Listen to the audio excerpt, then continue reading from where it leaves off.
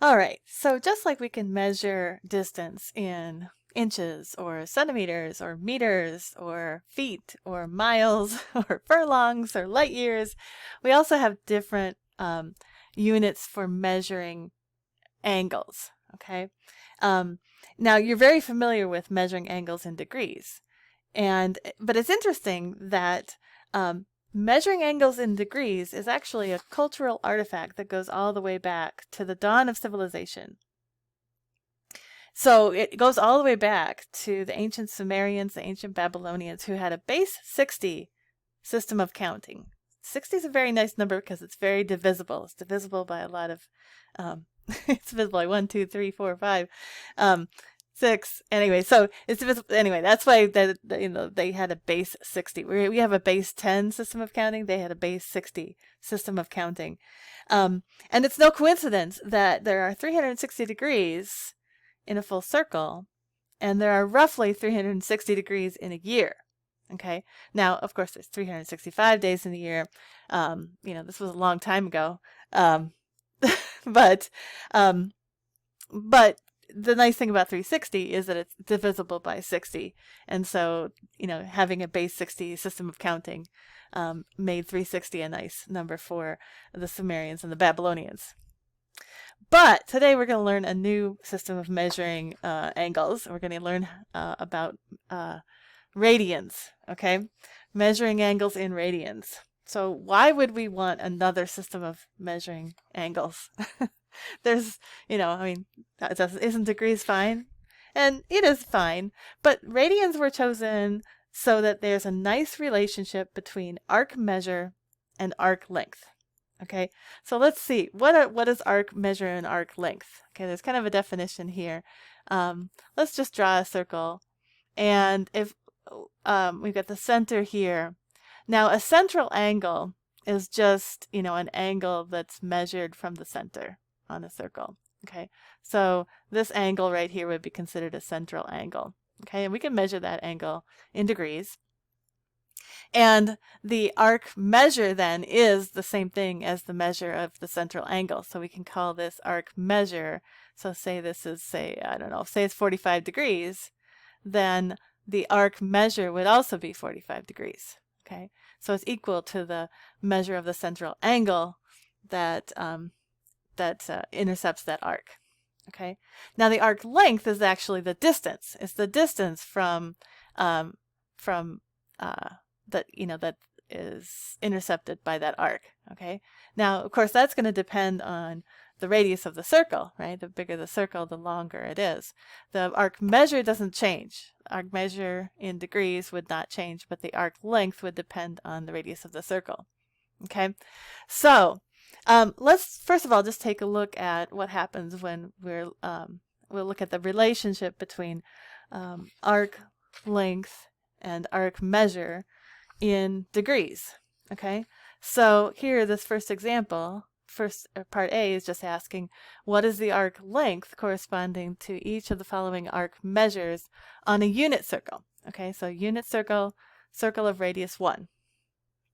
All right, so I'm going to actually start at the bottom here. I'm going to start here at 360 because that's easy. So remember that the circumference of a circle is 2 pi times the radius. Okay, so if we have a circle of radius 1, and we want to know the arc length of a 360 degree angle. So a 360 degree angle is essentially the whole circle. So it's just going to be 2 pi, right? Because r is 1. All right.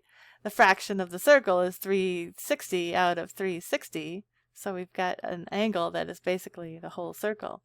And so that's the fraction of the circle. It's the whole circle. All right, but if we go up here like to 180 out of 360, that's a half a circle, right? So you would expect that the arc length would be half of a 180 degree central angle, or 180 degree arc measure. So it's going to be half of 2 pi, so it's just going to be pi. All right. So 90 degrees is a fourth of a circle. So 90 out of 360. Right, that's the fraction of the circle. That's 1/4 of the circle.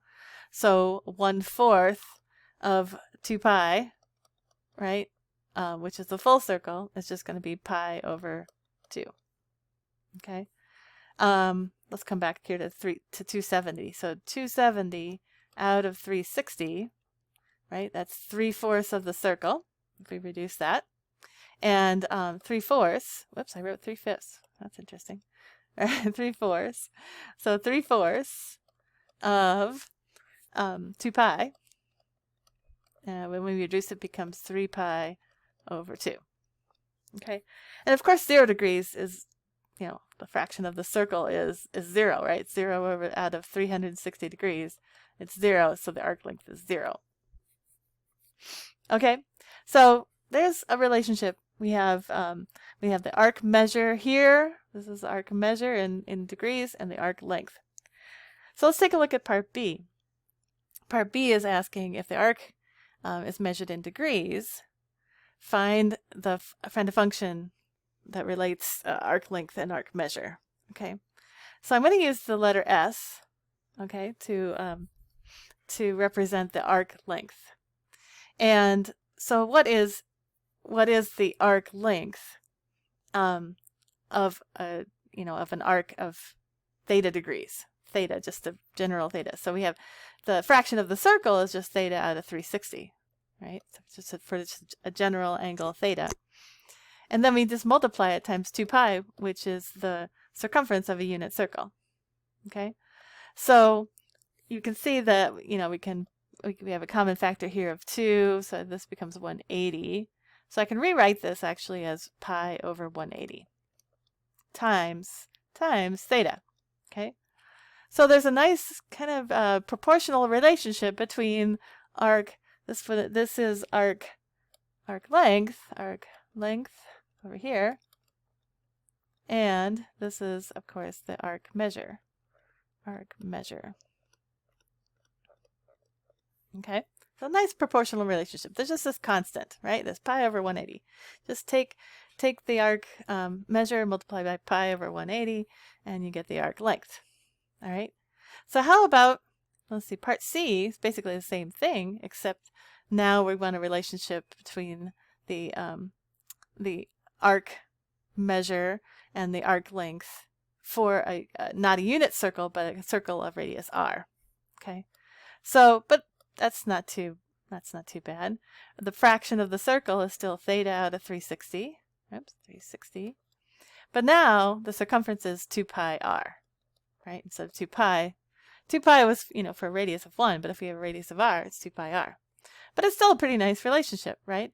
It's I can cancel a factor of 2 here, and we get if I rewrite this, I can get this this is pi over 180. So we have the same constant of proportionality, but this time times r and then times theta.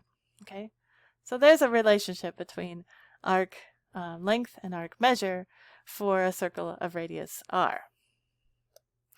Now the nice thing about radians is that we can eliminate that constant of proportionality. Radians were selected deliberately so that there's just this direct relationship between the arc length and the arc measure. So here's a definition of a radian measure.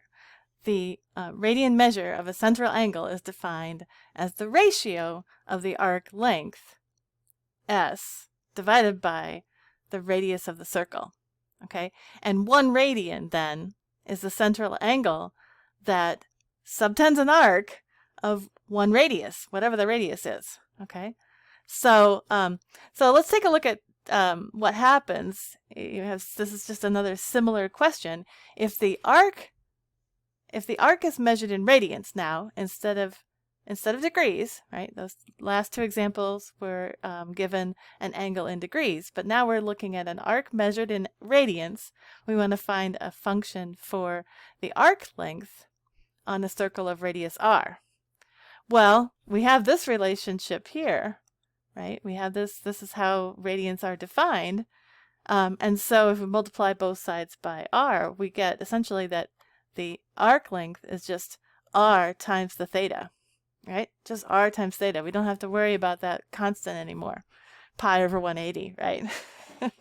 We can just have this direct relationship between the arc length and the arc measure, right? Just multiply by r. So now I know that might not seem like it's a big breakthrough for you, but it does make things a little simpler in things like when you're looking at rotational motion in physics and stuff like that. So it's a very important way of measuring angles, radians. All right, I'll meet you in the next video.